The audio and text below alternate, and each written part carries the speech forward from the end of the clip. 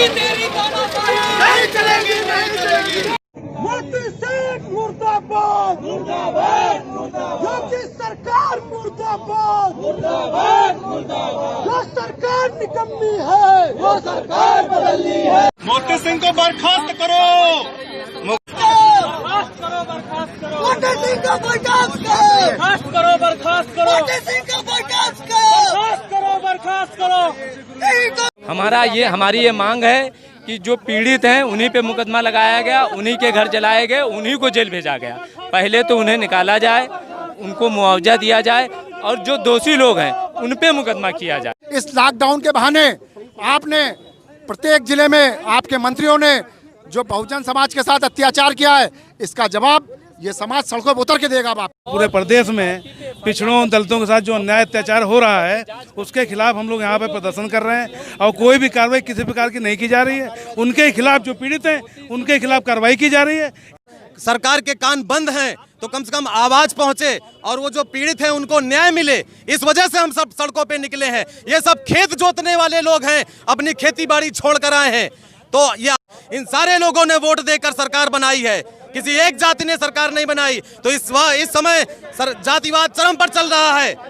साथियों नमस्कार, मैं हूं नीरज पटेल और आप देख रहे हैं नेशनल जनमत। जो आक्रोश अभी आप देख रहे थे ये प्रतापगढ़ से 11 जून को लखनऊ तक आ गया और लखनऊ की विधानसभा के पास में नगर निगम के पास ये लोग नारेबाजी करने लगे। मांग एक थी कि प्रतापगढ़ में जो आरोपी हैं उनको अभी तक सजा क्यों नहीं मिल रही है, इन मामलों में अभी तक एफआईआर सही धाराओं में दर्ज क्यों नहीं हो रही है। ये प्रदर्शन करने वाले लोग कुर्मी युवा महासंघ, सरदार सेना, सामाजिक चेतना फाउंडेशन, संत गाडगे सेवा समिति, पिछड़ा वर्ग महासंघ और कुशवाहा महासभा के लोग थे। विधानसभा के नजदीक जमकर नारेबाजी हुई। सत्ता पक्ष में बैठे हुए एक मंत्री के खिलाफ भी यहां पर लोगों ने जमकर नारेबाजी की। इसके बाद पुलिस प्रशासन ने हल्के बल का प्रयोग करते हुए इन तमाम सारे लोगों को एक लाई हुई बस में ठूंसा और इन सारे लोगों को ले जाकर के इको गार्डन में कुछ समय रखने के बाद छोड़ दिया। उत्तर प्रदेश के प्रतापगढ़ के गोविंदपुर गांव में 22 मई को जो घटना सामने आई थी उसको मेन स्ट्रीम मीडिया ने भले ही बहुत ज़्यादा तवज्जो न दी हो, लेकिन सोशल मीडिया के कारण ही इस घटना को अब पूरा देश जान रहा है। इसलिए हर दिन बदलते घटनाक्रम में लोगों का जानने का इंटरेस्ट भी है कि आखिर वहाँ के पीड़ितों को, वास्तविक पीड़ितों को इंसाफ मिला या नहीं मिला।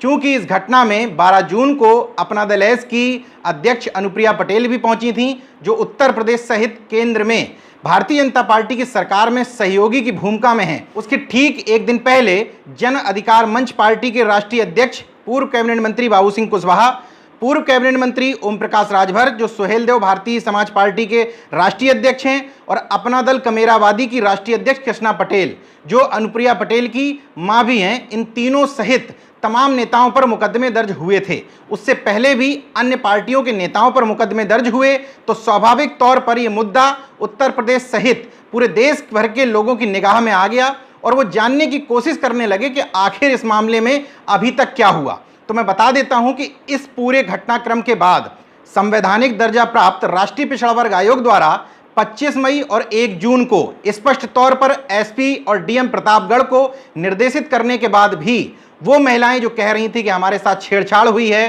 दुर्व्यवहार हुआ है और बुरी तरीके से उनको प्रताड़ित किया गया है। एक महिला ने आरोप लगाया था कि बाथरूम के दरवाजे तोड़ करके उसको बाहर निकाल करके उसके साथ दुर्व्यवहार हुआ।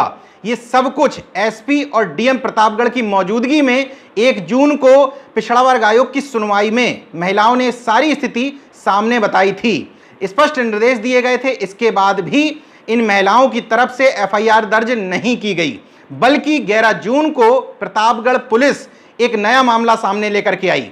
वो महिला सीता वर्मा जिसने अपनी तरफ से तहरीर दी थी प्रतापगढ़ के एसपी को कि मेरे अलावा गांव की इन महिलाओं के साथ दुर्व्यवहार और छेड़छाड़ की घटना की गई है। सीता वर्मा की तरफ से आसपुर देवसरा थाने में एक एफआईआर दर्ज की गई, लेकिन उसमें छेड़छाड़, आगजनी, दुर्व्यवहार का कोई जिक्र नहीं था। केवल लूटपाट की धाराओं में वो एफआईआर दर्ज की गई थी। 11 जून को उसी सीता वर्मा और वही नन्हे वर्मा जिसका झगड़ा धुई गांव के तिवारी पक्ष के साथ हुआ था, इन्हीं दोनों के 23-24 साल के बेटे हरिकेश पटेल को सामने लेकर के आई प्रतापगढ़ पुलिस। उसने प्रेस कॉन्फ्रेंस की और इस प्रेस कॉन्फ्रेंस में बताया कि हरिकेश पटेल ही इस पूरी घटना का मास्टरमाइंड था। प्रतापगढ़ पुलिस ने एक प्रेस नोट जारी किया, उसके हवाले से बताया कि हमने इसलिए हरिकेश पटेल को गिरफ्तार किया है क्योंकि 4 जून को हरिकेश पटेल किसी अननोन पर्सन की, पुलिस वालों ने प्रेस नोट में नाम नहीं बताया है, किसी अज्ञात व्यक्ति की हत्या करवाना चाहता था। इस वजह से क्योंकि इससे जाति संघर्ष बढ़ जाए और उसका लाभ ले हरिकेश पटेल। लेकिन हरिकेश पटेल का अभी कोई ऐसा बैकग्राउंड नहीं दिखता है कि हरिकेश पटेल ने कोई पिछला चुनाव लड़ा हो या आगे लड़ना चाहता हो। खैर, हम पुलिस की थ्योरी पर ही बात करते हैं। 10 जून को खेत से उठाया जाता है, 11 जून को लोगों के सामने लेकर के प्रतापगढ़ पुलिस बताती है कि जो भी घटना पहले हुई थी, पूरी घटनाओं का मास्टरमाइंड हरिकेश पटेल था। उसने दुष्प्रचारित किया, लोगों को धरना प्रदर्शन पे जो महिलाएं बैठी थीं उसके पीछे भी हरिकेश पटेल ही गुनहगार था। इसके अलावा जिन महिलाओं को चोट लगी है, जिन लोगों को प्रतापगढ़ में चोट लगी है, जो घर जलाए गए हैं, जो कुछ भी हुआ है, उस पूरी घटना का मास्टरमाइंड हरिकेश पटेल था। इसके अलावा उसी प्रेस नोट में 22 अन्य लोगों के नाम भी उन्होंने लिखे हैं और कहा है कि हरिकेश पटेल के साथ ये लोग इसको घटना को अंजाम देने के लिए मास्टरमाइंड थे। लेकिन पुलिस की सक्रियता की वजह से वो घटना घटने से रह गई जो 4 जून को ये लोग किसी की हत्या करना चाहते थे। अब पुलिस से मेरे कुछ सवाल हैं कि राष्ट्रीय पिछड़ा वर्ग आयोग ने 25 मई को आपको निर्देश दिए, इसका मतलब 25 मई को एक नोटिस जारी किया। 1 जून को राष्ट्रीय पिछड़ा वर्ग आयोग ने फिर से सुनवाई की। उस सुनवाई में भी एसपी और डीएम यानी कि प्रतापगढ़ प्रशासन के द्वारा कौशलेंद्र सिंह पटेल राष्ट्रीय पिछड़ा वर्ग आयोग के सदस्य को क्यों नहीं अवगत कराया कि इस घटना में इस तरह के कुछ साक्ष्य निकल करके सामने आ रहे हैं। इसके अलावा अभी तक लगातार राष्ट्रीय पिछड़ा वर्ग आयोग से पत्राचार प्रतापगढ़ प्रशासन का चल रहा है, लेकिन किसी में भी उसके जवाब में प्रतापगढ़ प्रशासन ने क्यों नहीं बताया था कि हरिकेश पटेल उस पूरी घटना का मास्टरमाइंड था और वहां पर जो घटना घटी थी उसमें किसी का भी दोष नहीं था। इसी गांव के लोगों ने अपने घरों में तोड़फोड़ कर ली, आगजनी कर ली, ये क्यों नहीं बताया गया। इसके अलावा सरकार में सहयोगी अपना दल एस पार्टी का एक प्रतिनिधिमंडल जिसमें नीलरतन पटेल जो इस पार्टी के विधायक हैं और विधानमंडल दल के अपना दल के नेता भी हैं, जमुना प्रसाद सरोज जो प्रदेश अध्यक्ष हैं और विधायक भी हैं, जवाहरलाल पटेल राष्ट्रीय महासचिव हैं और सदस्य हैं प्रदूषण नियंत्रण बोर्ड में, राजेंद्र प्रसाद पाल राष्ट्रीय महासचिव हैं और सदस्य हैं प्रदूषण नियंत्रण बोर्ड में। ये तमाम लोग उसमें उपस्थित हुए थे। अनुप्रिया पटेल ने 25 मई को मुख्यमंत्री को एक पत्र लिखा और उसमें उन्होंने अनुरोध किया कि उनका जो प्रतिनिधिमंडल गया था उस प्रतिनिधिमंडल ने बताया है कि उस गांव में बहुत अत्याचार हुआ है। जो शब्द लिखे हैं मैं पढ़ देता हूं। स्थलीय भ्रमण के पश्चात अधो हस्ताक्षरी को अवगत कराया गया है कि घटना में पीड़ितों के साथ स्थानीय पुलिस द्वारा अमानवीय व्यवहार किया गया है तथा स्थानीय पुलिस निष्पक्ष कार्रवाई नहीं कर रही है। अतः विनम्र अनुरोध है कि उक्त घटना की उच्च स्तरीय मजिस्ट्रियल जांच करा करके घटना के पीड़ितों को न्याय दिलाने का तथा घटना में दोषी पुलिसकर्मियों के विरुद्ध कड़ी से कड़ी कार्रवाई कराने का कष्ट करें। यह भी अनुरोध है कि प्रतापगढ़ जिला प्रशासन को प्रभावी निर्देश देने का कष्ट करें कि स्थानीय पुलिस द्वारा एक पक्षी कार्रवाई करके किसी निर्दोष को सजा न देने पाएं। 25 मई को यह पत्र लिखा गया था। इस 25 मई के पत्र लिखने के बाद 28 मई को इस पत्र के आधार पर सीएम नहीं बल्कि सीएम कार्यालय में एक प्रकोष्ठ होता है, सांसद एवं विधायक प्रकोष्ठ। वहां जो भी पत्र पहुंचता है उसकी फॉरवर्डिंग ये प्रकोष्ठ अपनी तरफ से कर देता है। तो इस प्रकोष्ठ ने नीचे एक टिप्पणी लिखी, कमिश्नर प्रयागराज मंडल से कहा कि 2 सप्ताह में इस बारे में जो भी आपकी आख्या हो वो उपलब्ध कराने का कष्ट करें।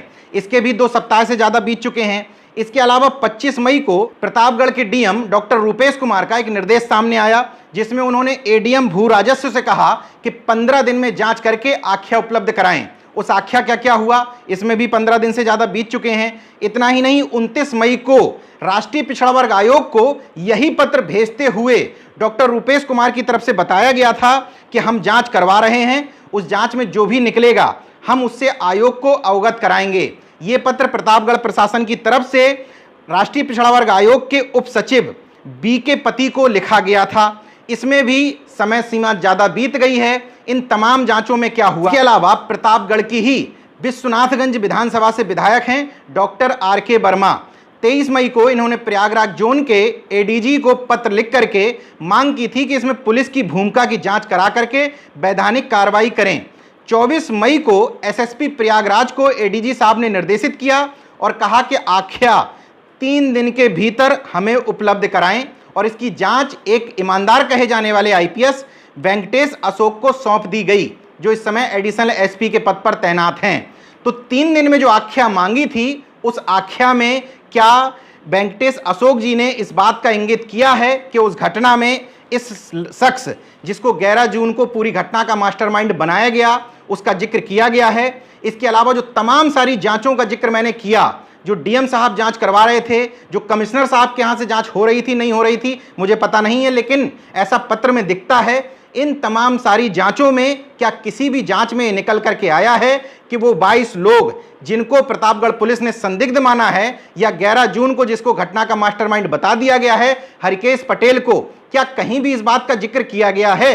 क्या राष्ट्रीय पिछड़ा वर्ग आयोग द्वारा लगातार इस बात के लिए पूछे जाने के बाद भी क्या प्रतापगढ़ प्रशासन ने एक बार भी राष्ट्रीय पिछड़ा वर्ग आयोग से यह कहा कि उस घटना पर तो पहलू ही दूसरा है, उस घटना को उस गांव के लोगों ने खुद ही अंजाम दिया था? ऐसा नहीं हुआ। इसी वजह से 16 जून मंगलवार को राष्ट्रीय पिछड़ा वर्ग आयोग इस मामले में फिर से सुनवाई कर रही है और उसने इस बार 4 लोगों को, DM Pratapgarh, SP Pratapgarh, ADG zone, इसके अलावा कमिश्नर प्रयागराज मंडल को भी निर्देश दिए हैं कि वो इस सुनवाई में शामिल रहें। इसके अलावा नेशनल जनमत ने उत्तर प्रदेश के मुख्यमंत्री, एडीजी जोन समेत तमाम सारे अधिकारियों को ट्वीट करते हुए मांग की थी कि इस मामले में दोनों पक्षों के खिलाफ एफआईआर दर्ज की जाए, क्योंकि उस समय एक पक्षी कार्रवाई पुलिस ने की थी।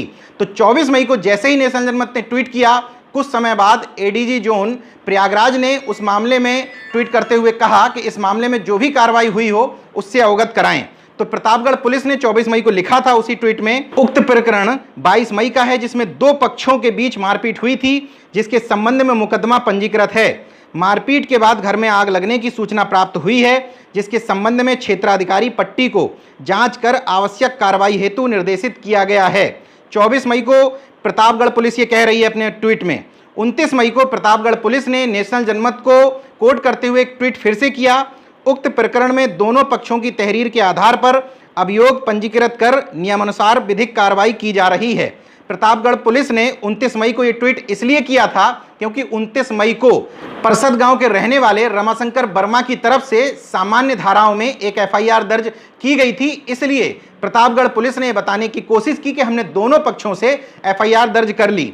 हालांकि नेशनल जनमत ने फिर से उस ट्वीट में कहा कि अभी जो गोविंदपुर गांव की महिलाएं हैं उनकी तरफ से एफआईआर दर्ज नहीं की गई थी। एक पत्रकार होने के नाते जो जिम्मेदारी थी नेशनल जनमत की, उसने पूरी संजीदगी के साथ निभाई।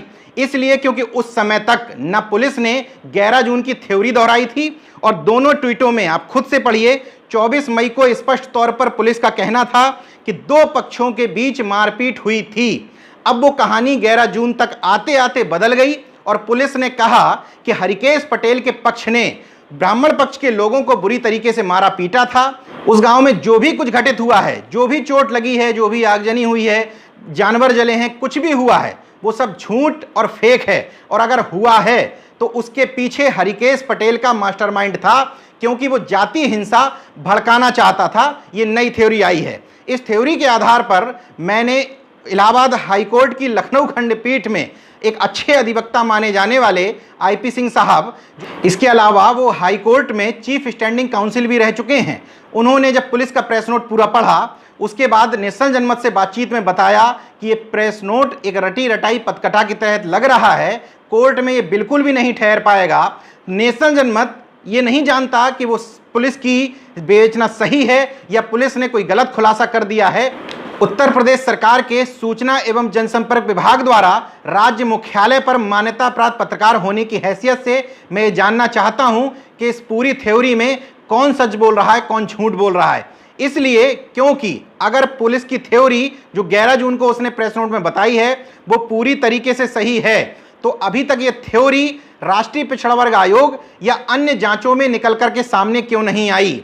अपना दल एस जो सरकार में शामिल एक राजनीतिक दल है, उसके तमाम सारे विधायक और सरकार में विभिन्न आयोगों में सदस्य और अध्यक्ष के तौर पर शामिल तमाम सारे लोग जो गोविंदपुर गांव पहुंचे थे, उन्होंने जो अपनी रिपोर्ट दी, क्या वो लोग भी उस समय झूठ बोल रहे थे? अब इस घटनाक्रम में कौन सही बोल रहा है, कौन गलत बोल रहा है ये तो उच्च स्तरीय और निष्पक्ष जांच के बाद ही सामने आएगा।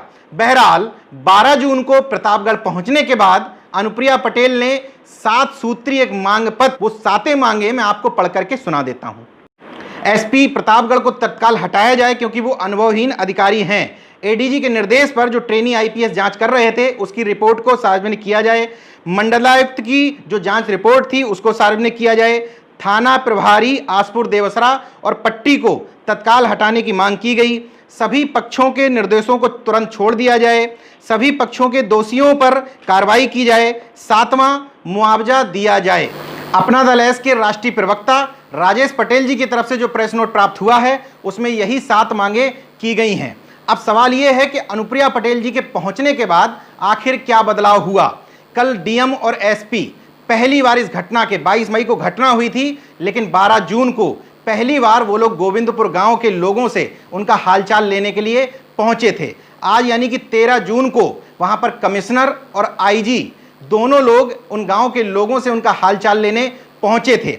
ये इसलिए भी संभव हो सकता है कि अनुप्रिया पटेल जी सत्ता में शामिल हैं, एक तो ये दबाव, दूसरा 16 जून को राष्ट्रीय पिछड़ा वर्ग आयोग ने जो सुनवाई रखी है उसमें उन्होंने कमिश्नर को और एडीजी को भी शामिल होने के लिए कहा है। तो ये तो एक बदलाव आया कि स्थानीय तौर पर कुछ भागदौड़ होना शुरू हुई, लेकिन लोगों की स्थिति में, इस एफआईआर की स्थिति में अभी तक कोई बदलाव नहीं आ पाया है। जो 2 एफआईआर वहां के पीड़ित पिछड़े ओबीसी वर्ग यानी कि कुर्मी पक्ष के खिलाफ हुई थी, दोनों एफआईआर बरकरार हैं। इसके अलावा दूसरा एक पीड़ित वर्ग कहा जा रहा है तिवारी पक्ष, उसके खिलाफ कम धाराओं में जो 2 एफआईआर दर्ज हुई वो भी अभी तक वैसे ही दर्ज हैं, उनमें कोई भी धाराएं नहीं बढ़ाई गई हैं। इसके अलावा इसी बीच में 11 जून को हरिकेश पटेल को जो मास्टरमाइंड बनाया गया उसकी भी स्थिति में कोई बदलाव नहीं आया। अनुप्रिया पटेल जी प्रतापगढ़ पहुंच करके आपने जो मांगे रखी और मीडिया के सामने जो भी बयान दिए, अगर आप विपक्ष की नेता होती तो ये पर्याप्त नहीं, बहुत कुछ था। लेकिन चूंकि आप सत्ता पक्ष की सहयोगी पार्टी से आती हैं तो निश्चित तौर पर आपसे ये उम्मीद की जा सकती है कि मांगे रखने के अलावा ये भी बताया जाए कि इनका क्रियान्वयन कितने दिन में होगा, क्योंकि पार्टी की तरफ से जो प्रेस नोट जारी किया गया है उसमें समय सीमा का कहीं जिक्र नहीं किया गया है। उसमें हरिकेश पटेल के मामले का जिक्र कहीं नहीं किया गया है। हरिकेश पटेल के मामले में अगर निष्पक्ष जांच नहीं होगी तो पूरे घटनाक्रम का आरोपी इसमें हरिकेश पटेल और उसके साथ में 20-22 लोगों को बता दिया गया है। अनुप्रिया जी, आप केवल विधायक या सांसद नहीं हैं, बल्कि एक पार्टी की राष्ट्रीय अध्यक्ष हैं जो उत्तर प्रदेश और केंद्र में भारतीय जनता पार्टी को समर्थन दे रही है। भले ही सहयोगी छोटी हैं, लेकिन लोग आपसे उम्मीद ना करें तो किससे उम्मीद करें। इसलिए आपको लेकर के लोगों की उम्मीदें ज़्यादा थीं। महिलाएं जिस तरीके से आपके पैर पकड़ रही थीं, इसका मतलब स्पष्ट है कि महिलाएं आपसे कुछ ज़्यादा ही उम्मीद करके बैठी हुई थीं। ऐसे में स्वाभाविक तौर पर लोगों को आपको ये भी बताना चाहिए कि कब आप अपने विधायकों को लेकर के इस पूरे घटनाक्रम की निष्पक्ष जांच के लिए मुख्यमंत्री से सीधे मिलेंगी और इस मामले में दखल की उम्मीद करेंगी। इसलिए क्योंकि प्रतापगढ़ के डीएम द्वारा आज एडीएम भू एवं राजस्व से कहा जा रहा है कि हम आपको जांच अधिकारी नामित करते हैं, तो अभी तक आपके लोगों द्वारा जो इस बात का महिमा मंडन हो रहा था कि आपने पत्र लिखा, सीएम ने कमिश्नर साहब से कह दिया, कमिश्नर साहब जांच करने चले गए, सब कुछ निपट जाएगा, इसका मतलब अभी तक धरातल पर कुछ नहीं हो रहा था। नेशनल जनमत लगातार आपसे इसलिए मांग कर रहा था कि आप जैसे नेताओं को प्रतापगढ़ पहुंच करके वस्तु स्थिति देखनी चाहिए। अगर आज आपकी पार्टी के लोग इस पूरे घटनाक्रम का श्रेय आपको देने की होड़ मचाए हुए हैं, मुझे कोई आपत्ति नहीं, लेकिन मेरा सवाल फिर से वही बनता है कि अगर आपके पहुंचने से इतना कुछ बदल सकता है तो आप इस घटनाक्रम के 20 दिन बाद प्रतापगढ़ क्यों पहुंची। अनुप्रिया पटेल की इन मांगों के बाद प्रतापगढ़ में ब्राह्मण महासभा, अन्य जाति संगठनों के द्वारा जातीय राजनीति की बात जरूर शुरू हो गई है, लेकिन इस पूरे घटनाक्रम में न्याय शब्द पूरी तरह से ओझल हो गया है। वास्तविक पीड़ित पक्ष कौन है, उसको इंसाफ मिलेगा नहीं मिलेगा। उस उर्मिला देवी के हाथ में जो कुल्हाड़ियों के निशान हैं, एक वीडियो भी सामने आया है, आप बगल में देख सकते हैं कि वो अपने घाव को सिलवा रही है। क्या ये सारे घाव खुद से लगा लिए गए हैं? क्या वो आग जो गांव में लगी थी वो खुद से लगा ली गई है? क्या जो महिलाएं छेड़छाड़ के आरोप लगा रही हैं, जो सामान बुरी तरीके से टूटा पड़ा है, क्या उस गांव की महिलाओं ने वो सामान खुद से तोड़ लिया है, जो भैंस वहां जली हुई खड़ी है क्या वो खुद से जला ली गई है? इन सारी चीजों में एक सवाल यह भी छूट गया कि अनुप्रिया पटेल जी अगर सत्ता में शामिल हैं तो क्यों नहीं हरिकेश पटेल के मामले में उन्होंने निष्पक्ष जांच की मांग की? इसलिए क्योंकि हरिकेश पटेल अब इस पूरे मामले की सबसे महत्वपूर्ण कड़ी हो गया है। अगर 11 जून की पुलिस थ्योरी पर हम भरोसा करें तो प्रतापगढ़ में जो कुछ भी हो रहा है अब उसकी मांग नहीं होनी चाहिए, क्योंकि प्रतापगढ़ पुलिस ने अब कह दिया है कि जो कुछ भी हुआ 22 मई को वो सब कुछ इस गांव के लोगों की ड्रामेबाजी थी। हरिकेश पटेल की माताजी के यानी कि सीता वर्मा के अकाउंट में जो भी पैसा आया वो लोगों ने मदद नहीं की है, बल्कि वो फंडिंग की गई है ताकि इस फंडिंग के द्वारा हरिकेश पटेल विभिन्न तरीके से राजनीतिक कुचक्र रच सके। अगर ये सारी थ्योरी सही है तो फिर अनुप्रिया पटेल की ये सारी मांगें खत्म हो जाती हैं। इसलिए जो महत्वपूर्ण मांग थी वो ये होनी चाहिए कि 11 जून को जो प्रेस कॉन्फ्रेंस की गई उसकी एक निष्पक्ष एजेंसी द्वारा जांच होनी चाहिए थी कि आखिर उसमें पुलिस ने जो तथ्य रख दिए हैं कहीं वो अपना दामन बचाने के लिए तो नहीं रखे गए, क्योंकि लगातार जो लोगों की मांग चल रही है वो ये चल रही है कि दोनों थानों की पुलिस ने सामने आकर के वहां के लोगों को पीटा और एक स्थानीय अधिकारी ने सामने खड़े होकर के ये सारा तांडव करवाया। अनुप्रिया पटेल जब केंद्र में मंत्री हुआ करती थीं, 17 सितंबर 2016 को प्रतापगढ़ के ही रानीगंज में उनके काफिले पर हमला हुआ था। इसके बाद अपना दल के कार्यकर्ता, चूंकि उनकी पार्टी के राष्ट्रीय अध्यक्ष पर हमला हुआ था तो वो धरने पर बैठ गए थे। 6 घंटे बाद पुलिस ने FIR दर्ज की थी। इस बात को लेकर अनुप्रिया पटेल जी ने प्रेस कॉन्फ्रेंस की थी और सरकार को जंगल राज बताया था और यह भी कहा था कि मेरी FIR दर्ज करने में 6 घंटे लग गए।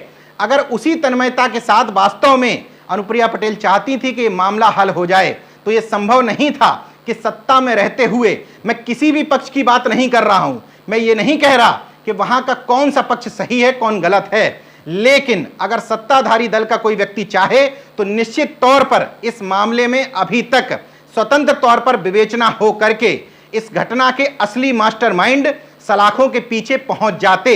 इन 7 मांगों में 2 मांग तो बेकार की ही हैं। ADG रिपोर्ट सार्वजनिक करें, मंडलायुक्त रिपोर्ट सार्वजनिक करें। आपके साथ में सरकार में शामिल एक मंत्री भी थे। क्या मंत्री जी और आप लोगों की यह हैसियत नहीं है कि आप सीधे सीधे कमिश्नर साहब से और ADG साहब से मांग लें कि क्या जांचें हुई वो हमें उपलब्ध कराइए, बल्कि ये मांग पत्र में शामिल की गई हैं। इसके अलावा अभी तक इस मामले में सबसे बड़ी जो मांग चल रही थी कि महिलाओं की तरफ से FIR दर्ज क्यों नहीं की गई, 7 मांगों में ये मांग भी शामिल नहीं की गई। कुल मिलाकर के सत्ताधारी दल की राष्ट्रीय अध्यक्ष अनुप्रिया पटेल के प्रतापगढ़ पहुंचने की एक सफलता ये मान सकते हैं कि अधिकारियों ने इन गांवों में चक्कर लगाने शुरू कर दिए। जो लोग अभी तक नहीं पहुंचे थे वो भी गोविंदपुर के लोगों से उनकी पीड़ा पूछने पहुंच रहे हैं। बाकी वर्तमान स्थिति में विशेष कोई बदलाव नहीं आया।